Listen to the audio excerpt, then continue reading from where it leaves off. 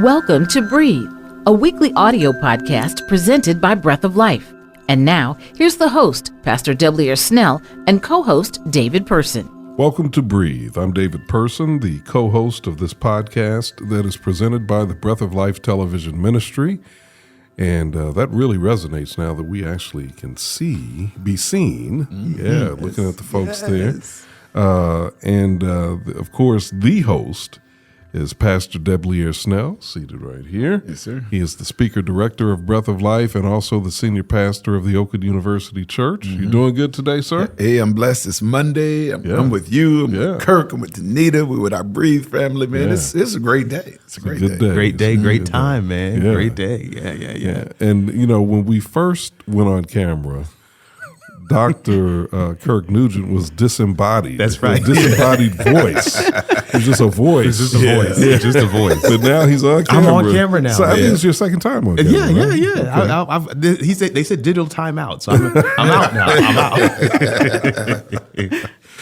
Well, we are glad to have with us, as a guest. But she's an integral part of the Breath of Life family, right? That's absolutely, right? Yes. And you know, I had to think because you know I wanted to say Danita Wilson, and I got to add Danita Jones, yes, because she's married, she's a mother and a wife. That's right. That's right. And so you have to tell the people, David, that you've known me since I guess when I was a baby. Yeah. It's been a while. It's been a while. That makes you like what? 42, 43? Yeah, okay. I'll roll with that. You'll be 42, I'll roll with that. As long as I'm not under oath, I can roll with that. She is a published author. She's a columnist. She is a playwright and director extraordinaire, and I really emphasize that. Absolutely. I mean, there's no hyperbole. Not even Is that close. one meme that said no lies detected? That's right. No lies detected. That's it. No lies detected. Good. I mean, just an amazing playwright and director, and she is an integral part of the Breath of Life family. Danita, good to see you. Good to be here. This is my first time being on the mic on this side, right? I'm usually telling y'all gotta wrap it up. Gotta hurry it up. Hurry it up. But no, I'm glad to be here. Running things on at church and for Breath of Life, and keeping the engine rolling smoothly. Yeah. Everything, all the trains running on time. That's right. So it's good to have you with us, and you're here as part of our love months, and I say months because we're going to do this October, November love months discussion about all aspects of love. We're trying to help people to find love, to stay in love, not to lose love, to work through the challenges that come with being in love and being in intimate relationships. And you are here to talk about finding the one. The one. Yes. And I think that's interesting because I think those of us who know you know that you refer to your husband, who we call PJ, you refer to your husband as the boyfriend. The hashtag the boyfriend. Yeah. And people that, like, I use the whole phrase, hashtag the boyfriend. Yeah. Absolutely. Yeah. So let's start there, the boyfriend. So here's what's funny. When we got married in 2003, so we hit 20 years this year. That doesn't even seem possible. It doesn't, right? Wow. Congratulations. Thank you very much. That's yes. phenomenal. I know. I got married when I was 5. So I'm kidding. But when we got married and we moved to, outside of the community that I knew, it was a bit of a culture shock, being away from home, not just from college, but just from people that I knew. And when you're married, you seek to be around like-minded people. And I grew up in a house where, aside from all the other things that we've heard, essentially that we're like the Huxtables, like Cliff and Claire were not foreign to me when growing up in my house. Like I just was convinced that NBC had put cameras in the house and they had filmed what we do. Oh, mercy. And then sent it to the writers and made that show. And so when I got married, there was an expectation that I came with to be able to live like that and to also have friends like that. So we moved to the city, and my first interaction where we got invited by all these married people to come and hang out. And I was so excited. And we get there and there's like an immediate separation. The wives are in one room and the husbands are in the other room. And the wives just begin to tear their husbands apart in these conversations. Wow. And I'm a newly married person, and I'm sitting there and I'm just like, what is happening? Like, I didn't understand this concept of, and so when they would get around to me and they were just like, well, what does PJ do? And I'm like, well, he doesn't do that. And their immediate response was, well, just wait. Yeah, you're young. You're young. Your marriage is young. Just wait. And so the husband word was like a cuss word among these people because your husband, when you get to, even the way they said it was gross. Wow.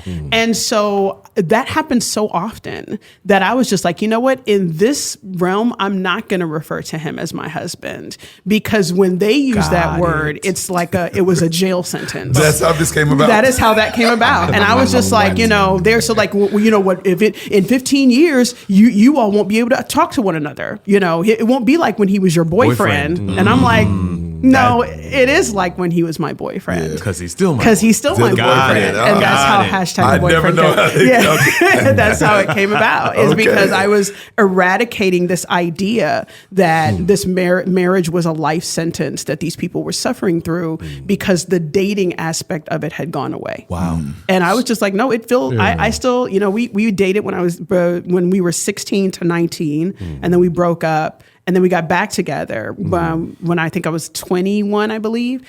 And it legitimately every day is hashtag the boyhood. Like we both make an effort every day to make it feel like we are still in the newness of the relationship, and we still try. And I think that's what I was witnessing even as a young bride, is that these people had just stopped trying.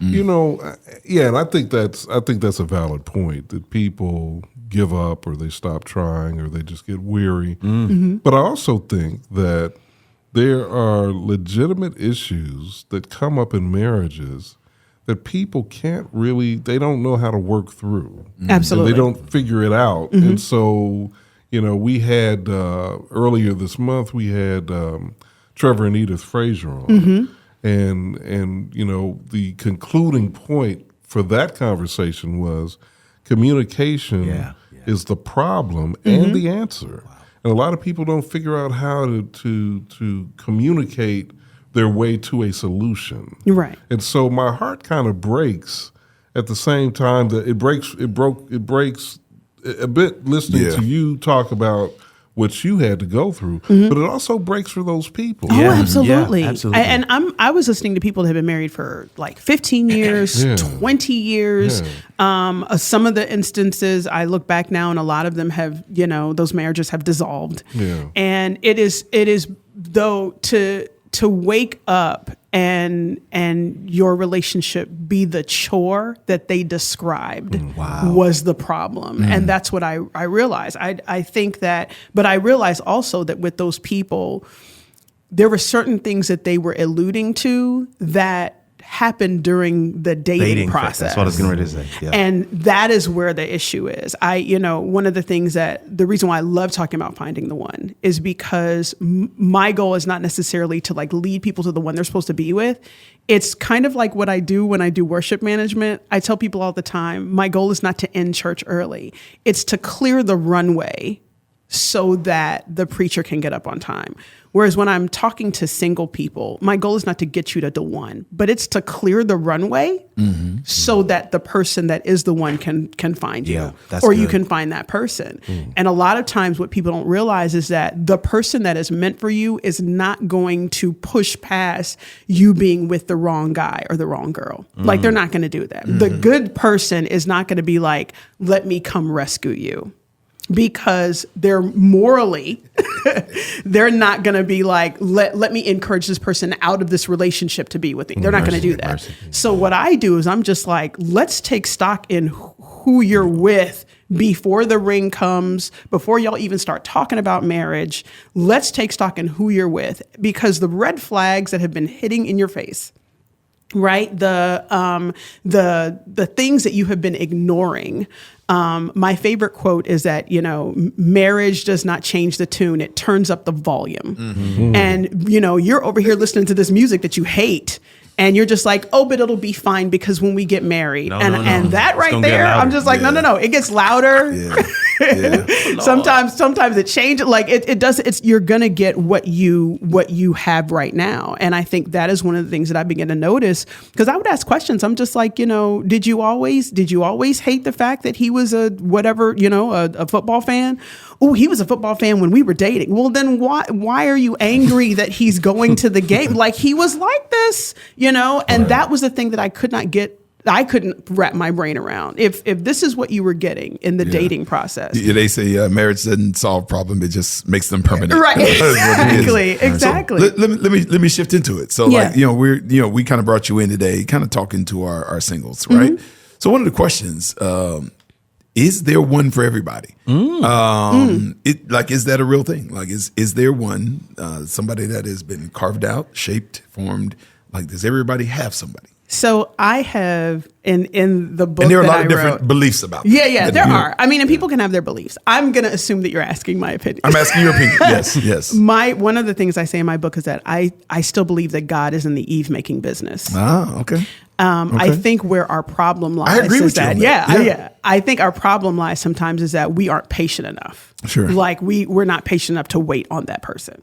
And, what happens is that it's kind of like, I don't know if anybody's ever had kids that put Legos together and you're supposed to be following a certain set of directions. If you don't put the right brick together, that doesn't mean that the brick won't fit. Right. It just means that by the time you get the finished product, you're not going to get what you paid for. Okay. And so, I'm supposed to be building a space shuttle and I didn't put the brick in the right place so that I still have all these pieces left and I don't have the shuttle. You may hear this in a sermon again. I'm going to go ahead and confess. You might hear it in a sermon. Yeah. So the gospel according to Lego. When y'all see this podcast pulled down, you'll know why.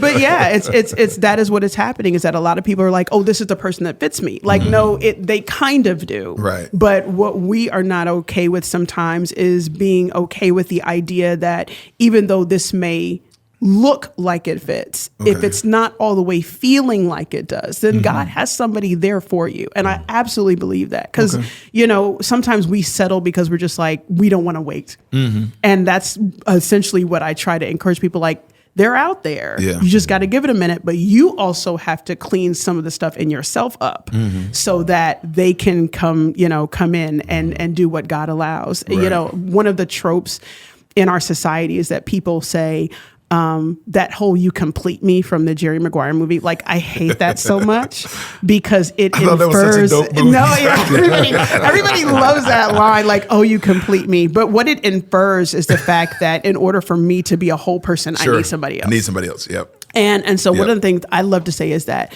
I believe that people are cakes.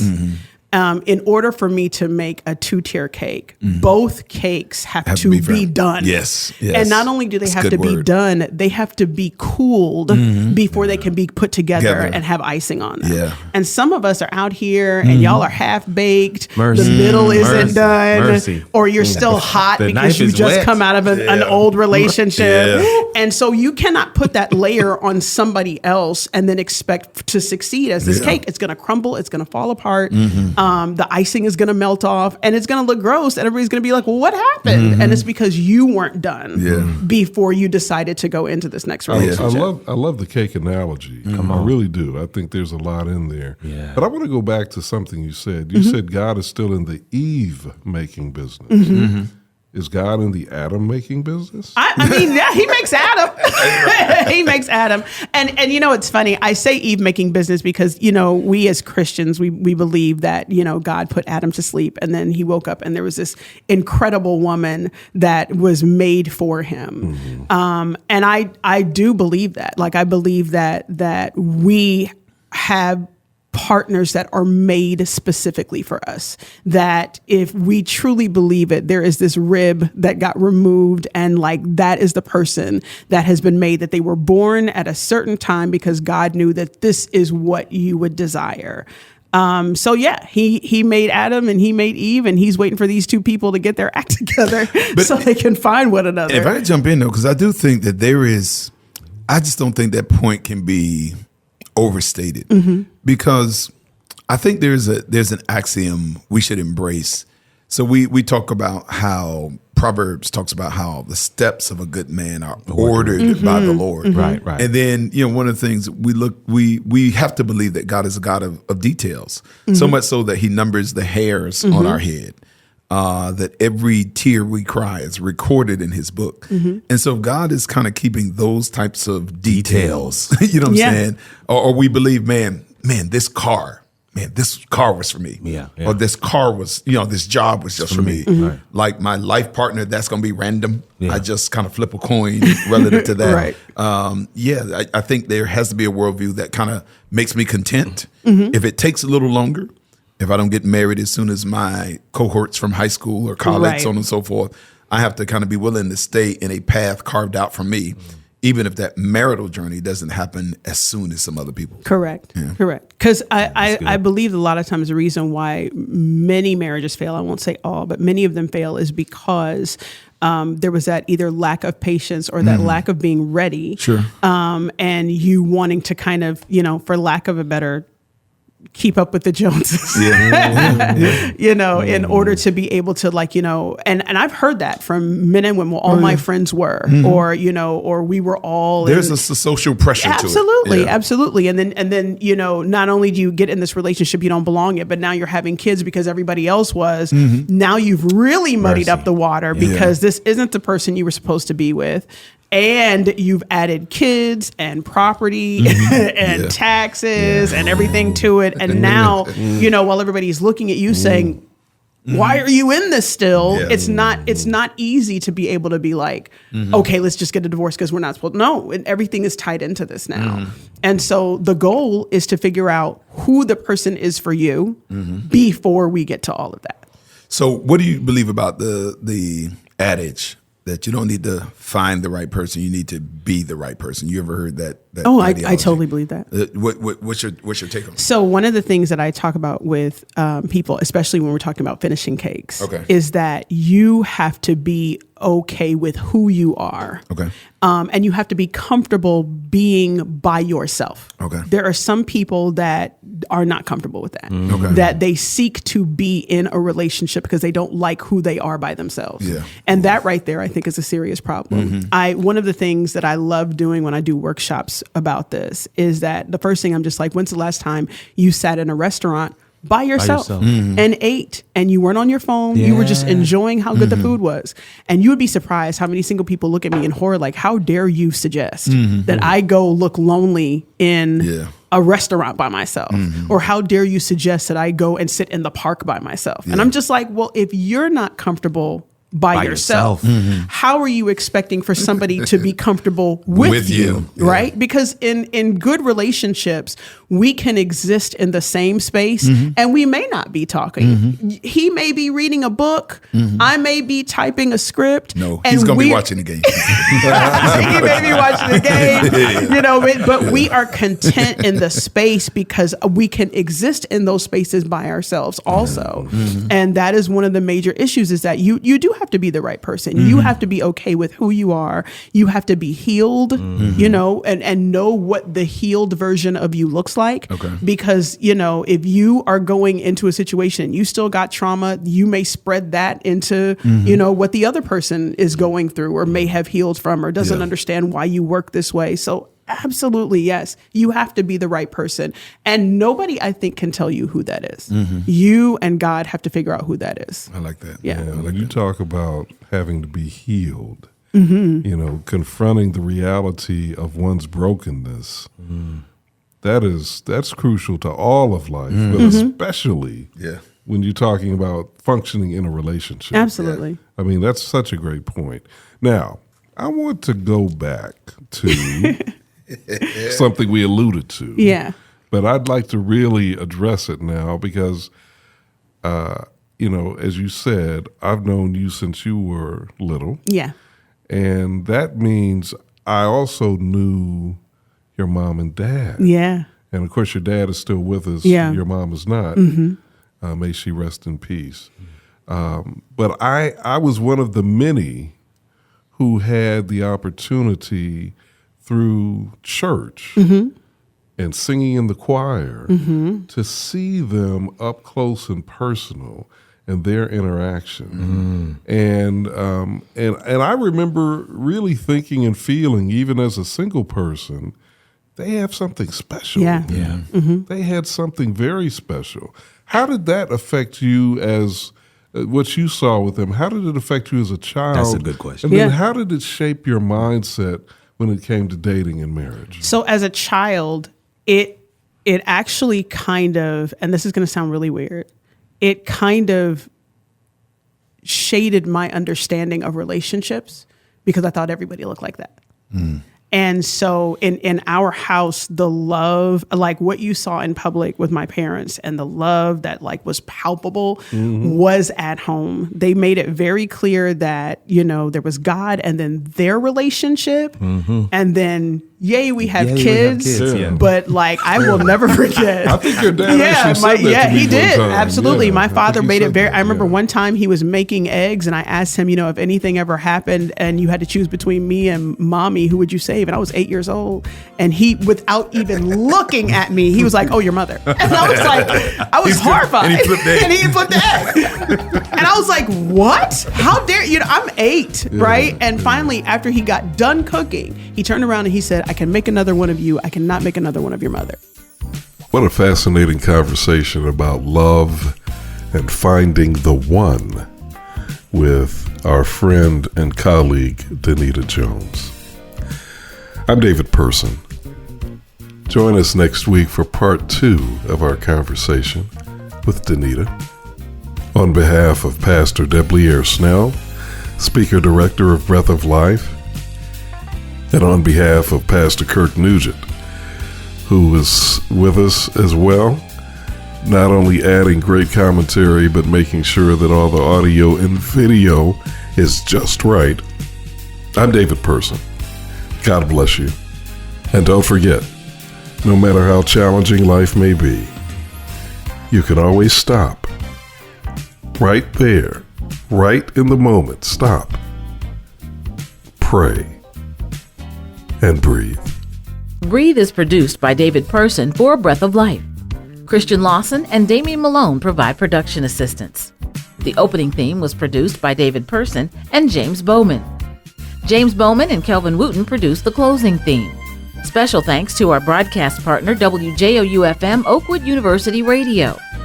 Episodes of Breathe can be found on your favorite podcasting platforms. Please like them and share. Until next time, when life gets difficult, don't forget to breathe.